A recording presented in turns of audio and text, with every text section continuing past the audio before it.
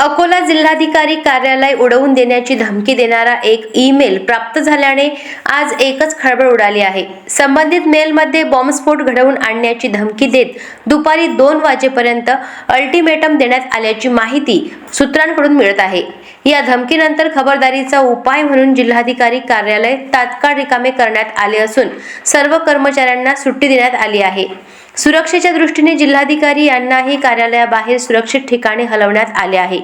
घटनास्थळी मोठ्या प्रमाणात पोलीस बंदोबस्त तैनात करण्यात आला असून आपत्ती व्यवस्थापन विभागासह बॉम्ब शोधक व नाशक पथकांकडून सखोल तपास सुरू आहे।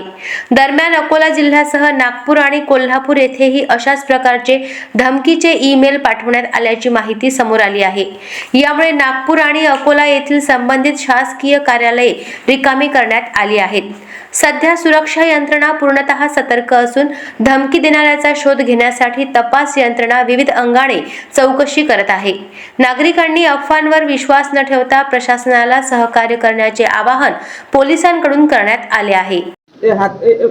एका मेल आय डीवरून कलेक्टर ऑफिसला आज रोजी एक धमकी आली होती, ज्याच्यामध्ये RDXनी आपलं ऑफिस म्हणजे कलेक्टर ऑफिस ब्लास्ट करण्यात येईल आणि दुपारी 2 वाजेपर्यंत ते इव्हॅक्युएट करून घ्या, खाली करून घ्या, अशा पद्धतीचा तो एक मेसेज होता।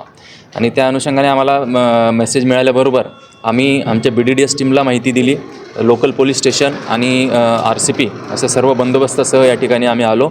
BDDS टीमने पूर्ण कलेक्टर ऑफिसच्या बिल्डिंगची इमारतीची पूर्ण चेकिंग केलेली आहे आणि परिसराची देखील त्यांनी चेकिंग केलेली आहे आणि त्यांना कुठलंही या ठिकाणी घातपात घडू शकेल अशा पद्धतीचं कुठलंही वस्तू त्यांना या ठिकाणी मिळून आलेली नाही आहे सध्या। आणि कलेक्टर मॅडम या ठिकाणी आता आल्यात, त्यांच्याकडे आम्ही ही बिल्डिंग त्यांच्या ताब्यामध्येही देण्यात आलेली आहे। थोड्याच वेळात बिल्डिंगचं जे रेग्युलर कामकाज आहे ते सुरू होईल। आम्ही कोण पाठवलं याचा पत्ता लागला? ते आता आमचे सायबर एक्सपर्ट त्याच्यामध्ये काम करत आहेत। त्याची माहिती आम्ही संबंधित जे कंपनी आहे त्यांना, सॉफ्टवेअर कंपनी आहे त्यांना पाठवलेली आहे। बाकी डिटेल्स त्यामध्ये जास्त देता येणार नाही। अशाच महत्त्वपूर्ण बातम्यांच्या अपडेटसाठी अजिंक्य भारत न्यूजच्या पेजला फॉलो करा आणि सबस्क्राईब करा। Thank you for watching.